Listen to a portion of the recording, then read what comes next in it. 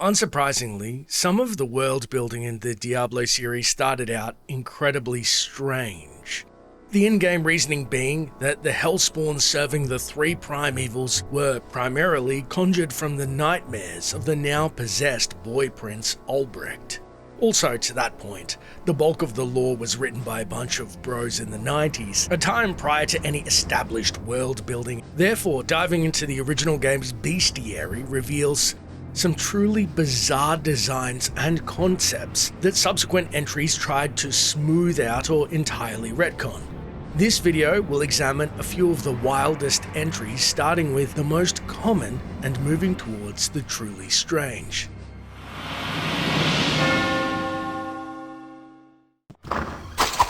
Despite their almost cartoonish shields, human skulls slapped on the front so you know it's a skeleton, these undead origins are darker than they first seem. The original Diablo 1 manual reveals they are skeletal remains of warriors who either died as soldiers in some dark campaign or were betrayed by those they most trusted. Now, animated by unnatural forces, these troops of the damned forever seek new recruits to join their ranks. Skeletons are usually found where the dead are laid to rest or at the sites of great battles. While physically fragile, they are never lacking in numbers, for those that fall to them in combat are damned to eternal lust for living blood. Coupled with their unthinking rage, this makes them a dangerous opponent. Ominous, right? Well, Diablo's lore books take it even further, as the Vigerai librarian Vishal Aureus, author of Diablo's bestiary, further expounds. If our greatest fears do prove to be true, the skeletal warriors that are rumored to haunt the town of Tristram might well be the corrupted remains of the valiant Horodrim monks laid to rest in the catacombs beneath the church. Only an incredibly potent evil could have disturbed the peaceful slumber of these eremites. And that's the part that hits hardest, because it was the Horodrim themselves, the gnarly-looking order of mages, who once captured and bound the primes, including Diablo, beneath Tristram's cathedral in service of Tyrael and the citizens of Sanctuary, and who were later buried beneath the cathedral in honor of their service. And people have all but forgotten them. But Diablo didn't. In a final act of cruelty, or dark reward, the Lord of Terror desecrated their tombs, raising the very monks who imprisoned him as skeletal guards for his own resurrection.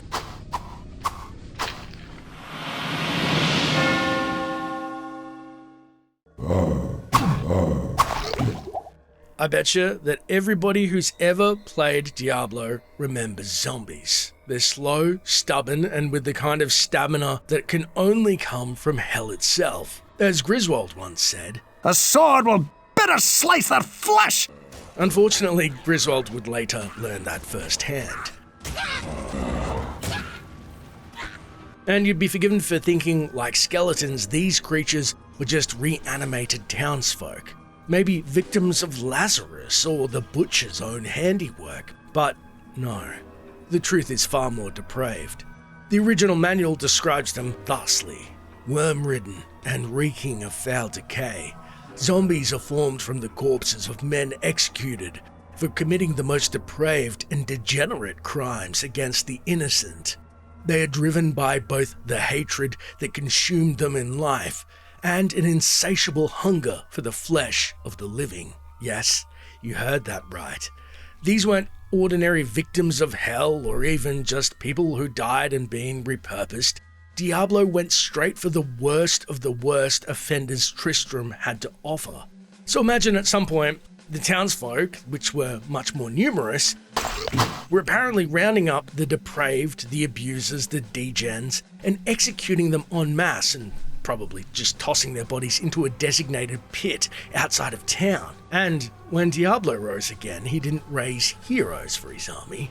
He raised that absolute pack of ghouls. Imagine that while being attacked, one of the ladies of Tristram half recognized a formerly felled sex pest that had previously terrorized her when he was alive. Verifiable monsters among men, brought back as rotting, hateful husks now feeding on the living they once preyed upon in life. Absolute madness, and we're just getting started. And before we move on, remember how only the depraved and degenerates become zombies in Diablo lore?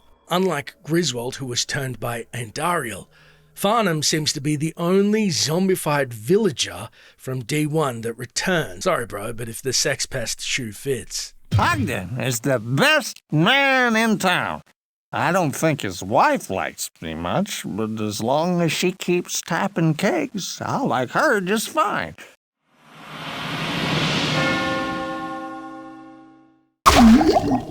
Overlords, or Tyrannus Pingius, are among the most recognizable demon subtype in Diablo 1, thanks to their most famous face, the Butcher. But few players know that their origin wasn't just demonic, it was angelic.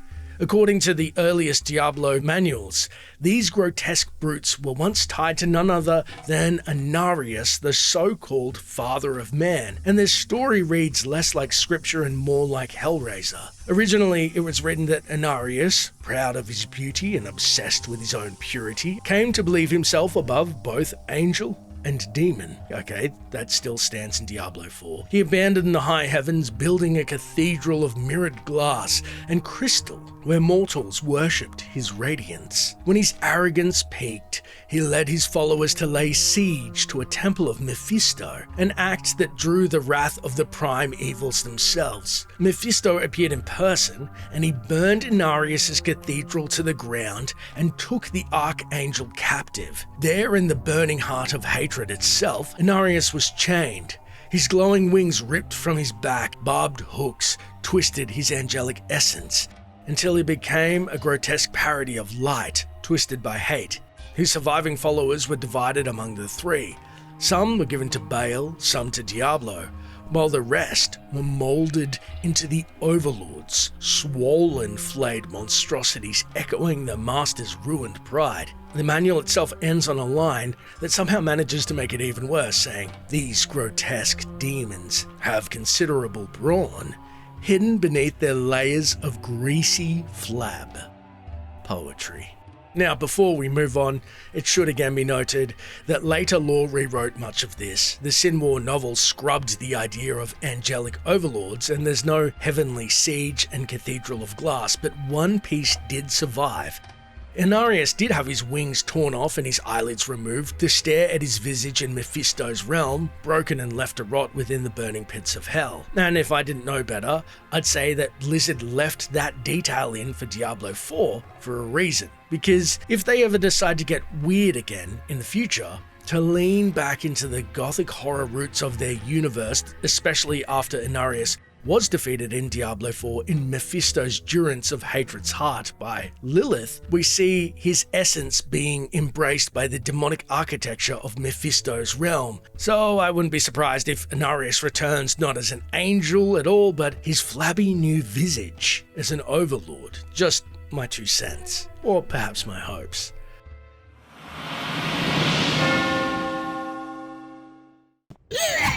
Fallen Ones are a cowardly lot in Diablo 1 and worth their own separate video. They're infamous for one brilliant little mechanic that says everything about their nature. When you slay one of their kin, the rest flee in terror, only to regroup and attack you from behind.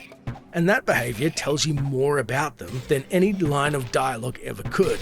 But first, their origins. Because according to the bestiary, swarms of these impish terrors have been known to come out at night and tear apart a sleeping village in minutes. At night. That detail matters because Tristram itself was designed to live in perpetual twilight in Diablo 1. The town was claustrophobically always on the cusp of darkness, teetering on the edge of something horrible. And down below, that something was already awake, biding his time and gathering his power from the terror above to strike when night finally fell. This relates to the Fallen as they were so primitive and so superstitious that they believed even a picture of the sun, like the one on Ogden's tavern sign, held real magical power. Hey! You that one that kill all! You get me magic banner or we attack! That's right, they were literally afraid of wall art.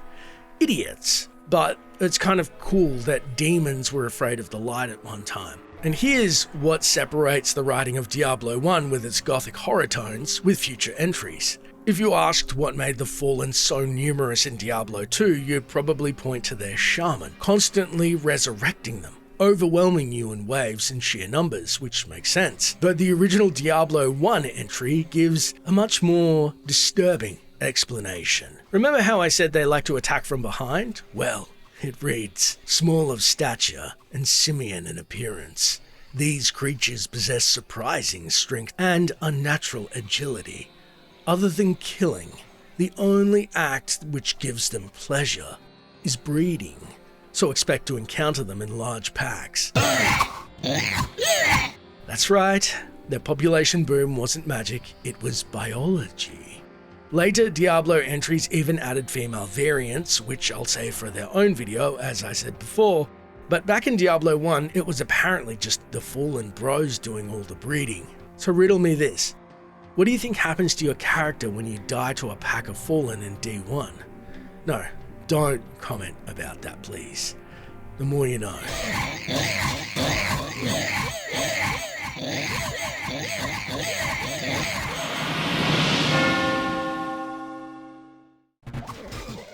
Goatmen are those pesky archers and mace wielders that you love to hate. But you can't deny they have one of the most supremely satisfying death animations in the entire series. Much better than that bombastic physics of the later titles. Also, apparently, they could talk, at least in Diablo 1. If you remember, and I'm sure you do if you're a fan, the most pathetic of their kind was Garbad the Weak, who literally begs like a goat man that he is for his life in exchange for a reward. Please, no hurt, no kill, keep alive, and next time good bring to you. Of course, he tries to double-cross the hero and gets turned into red paste for his trouble. This too good for you, very powerful.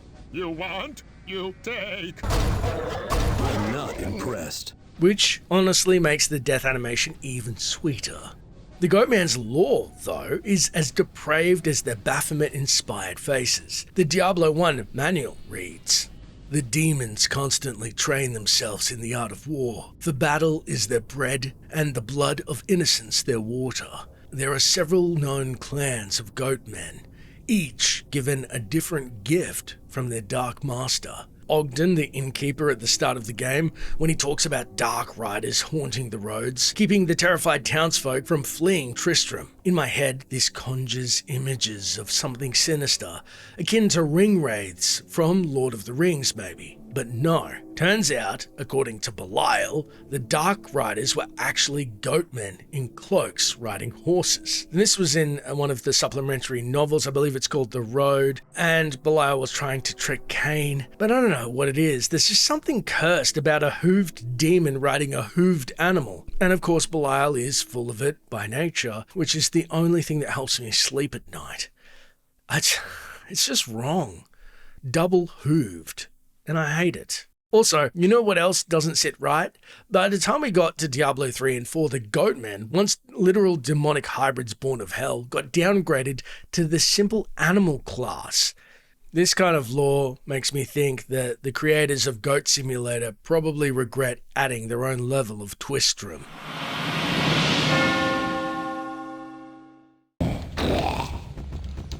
Remember in Diablo 1, wandering? See what I did there? Into a new area, only to be pelted with torrents of horrible bile-like fluid from a pack of spitters. Those little demons that lob venom from a safe distance while you slowly melt in the acid they leave behind. Then you step in it and your armor corrodes, your health ticks down and your mood gone. Shitty. Ugh.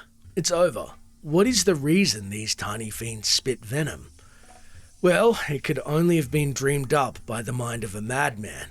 As their lore reads, after an especially violent battle, Baal enjoyed celebrating with his brothers by holding a disgusting feast of blood, human flesh and other hellish delights. The Bestia acerbus are the descendants of dog-like creatures that lived by feeding upon the remains of Baal's nightmarish feasts. The variety of vile substances that the creatures consumed, along with their close proximity to the Lord of Destruction, twisted and warped the viscera of these hounds of hell. This diabolic species is capable of spitting up a variety of caustic fluids and projecting them a considerable distance. Packs of these terrors are especially devastating, as their bile has been known to eat through the strongest of armor and poison the most hardy men. And if that wasn't horrifying enough, the entry adds, their venom retains its potency for a considerable amount of time, and puddles of it may be found everywhere. When killed, the beast's inner toxins eat through the now dead flesh, leaving a dangerous trap for those foolish enough to tread upon the corpse. So yeah, the next time you step in the toxic puddle, just remember you're wading through the regurgitated leftovers of Baal's dinner.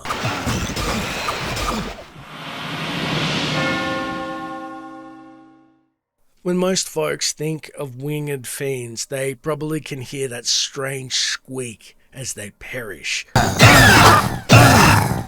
And probably not much else. It seems though in Sanctuary that some people crave power so badly they'll trade away everything, even their humanity, to the Lords of Hell.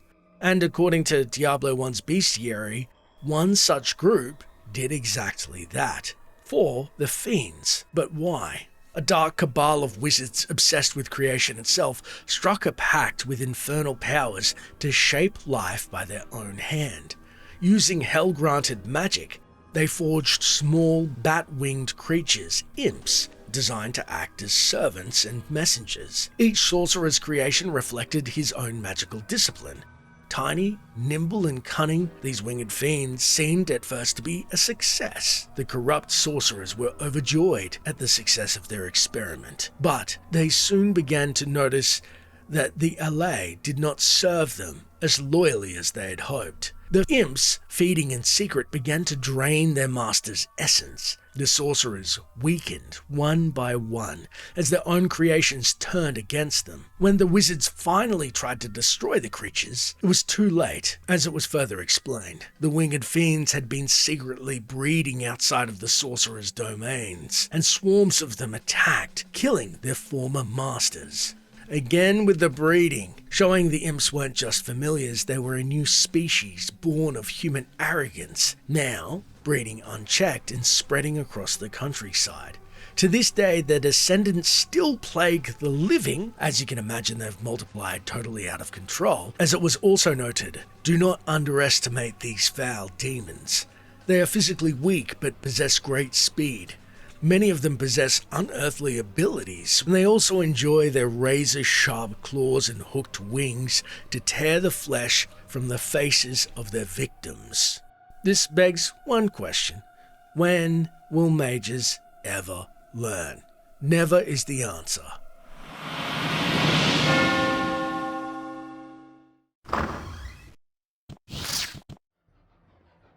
Scavengers. You know what's scarier than a vicious, skittering, facehugger-looking demon? One that heals. The Maleficus Vorax, or Scavengers, are the smallest of a demonic family that feeds on carrion, mostly the remains of victims killed by their larger, nastier cousins. But unlike ordinary scavengers, these things are incredibly aggressive. They won't hesitate to lunge at anyone unfortunate enough to cross their path. With their powerful legs, they leap forward in quick, snapping strikes, aiming straight for faces and throats. Their one weakness, and one of Diablo 1's most underrated mechanics, is their voracious appetite.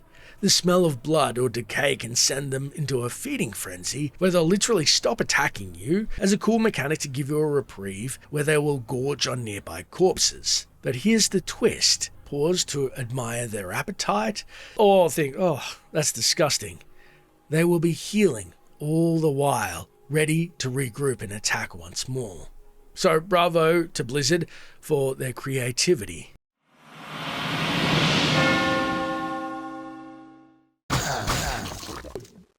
The hidden are the boogeymen of Diablo. the things that haunt your dreams and live in the nightmares of children. Literally, it's stated when Prince Albrecht was possessed by Diablo, his nightmares were made manifest. And it's stated in the lore these hidden are the Freddy Kruegers of the Diablo universe. Congruently, it's also noted that they linger on the threshold between worlds, half in shadow, half in flesh, unseen until they choose to be. Hence why they seem to disappear in-game and then reappear for a stealth attack. As when you finally notice one, it's already too late. And according to Diablo 1's bestiary, although they dwell at the edge of the physical and ethereal realms, they remain unseen by mortal sight. They can quickly manifest and strike those that appear vulnerable. Metis Occultus, as they're called, and others of their ilk feed on the essence of fear directly. When wounded, they'll also seek to retreat back into the ether to heal themselves. It's important to note that even while invisible, the creature exists partially on the physical realm and can be affected by spells and weapons, which is pretty cool. So, to summarize, even when you can't see them, they're still there, and like scavengers healing in a nightmarish act of retribution, half in our world, half in the next, and feeding on fear itself. And the hidden aren't even just monsters, they're the reason children don't dare to go to sleep on Sanctuary. Now, it's also a sin that the Halls of the Blind never return in later titles as a dark dungeon to explore where the light cannot be trusted, as your sight betrays you, as the original Halls of the Blind had the hardest poem to ever grace a game that would also be a sin if I didn't play it in its entirety. I can see what you see not. Vision milky, then eyes rot. When you turn, they will be gone, whispering their hidden song. Then you see what cannot be. Shadows move where light should be. Out of darkness, out of mind, cast down into the halls of the blind.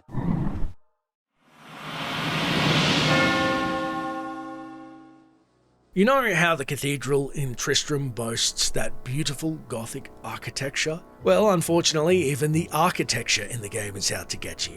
In one of the more sordid twists of Diablo 1, the Lord of Terror didn't just warp the people and landscape of Tristram into a living hellscape, he corrupted its decorations. Let me explain. If you remember the game's early levels, they were peppered with gargoyles, stone statues that looked harmless until they weren't. They'd sit frozen, waiting, and then suddenly swoop down and maul you before freezing back into stillness like nothing happened.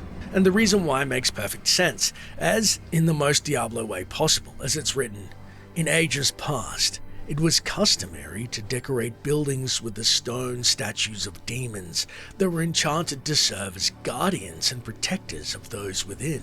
The misshapen figures of the statues were designed to taunt and anger any demons that attempted to gain entrance. Diablo worked to unlock the wards that protected these granite images, and eventually was able to gift them with a Hadean life. The gargoyles arose from their captive sleep and swooped down to prey upon those whom they were created to protect. So, yeah, they were literally defensive wards turned predators. Diablo saw that humanity not enjoying being hunted by their former stone guardians, then destroyed every statue they could find, but the Signum, the gargoyles surviving, escaped, and their descendants still haunt the living. The entry closes with one final brutal bit of advice: to stone. The act of transforming from flesh to stone allows the creature to heal any wounds that it suffered, so it is best to either avoid these demons entirely, or to hunt them down until they're dead. Do not allow them to flee, for they will soon return in full force. Of course they heal. And remember, the next time you admire the cathedral's craftsmanship, that even in Tristram, the decorative stonework wants you dead. And that's a wrap for episode 1 of the weirdest demons in Diablo, though there are of course plenty more. But are there any demons or facts that I've missed? I'll leave you with that, but as always, thanks for watching, and make sure to subscribe for more dark